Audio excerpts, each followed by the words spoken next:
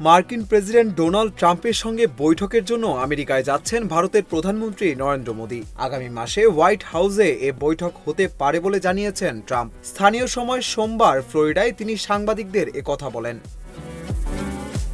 Trump বলেন, আজ সকালে তার সঙ্গে আমার দীর্ঘ সময় আলোচনা হয়েছে। তিনি সম্ভবত ফেব্রুয়ারিতেই হোয়াইট হাউসে আসছেন। আমাদের ভারতের সঙ্গে খুব ভালো সম্পর্ক রয়েছে।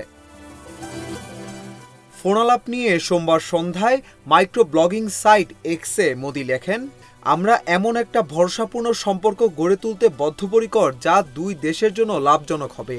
আমাদের দুই দেশের নাগরিকদের কল্যাণ, বিশ্ব শান্তি, সমৃদ্ধি ও বিশ্বের সুরক্ষার জন্য একসঙ্গে কাজ করব। গত আমলে মার্কিন প্রেসিডেন্ট হিসেবে ট্রাম্প শেষ বিদেশ সফরে ভারতে যান। তার সঙ্গে ভারতের প্রধানমন্ত্রী মোদির ভালো বন্ধুত্বপূর্ণ সম্পর্ক রয়েছে। 2024 সালে নভেম্বরের নির্বাচনে জয়ের পর মার্কিন প্রেসিডেন্ট ট্রাম্পের সঙ্গে কথা বলা বিশ্বের শীর্ষ 3 নেতার মধ্যে একজন ছিলেন মোদি। ভারতের বৃহত্তম বাণিজ্যিক অংশীদার আমেরিকা। 2023-24 সালে ভারত ও আমেরিকার মধ্যে বাণিজ্যের অঙ্কটা $118 বিলিয়ন ছাপিয়ে গিয়েছিল। চীনকে সামলাতেও আমেরিকার কাছে ভারতের গুরুত্ব অত্যন্ত বেশি।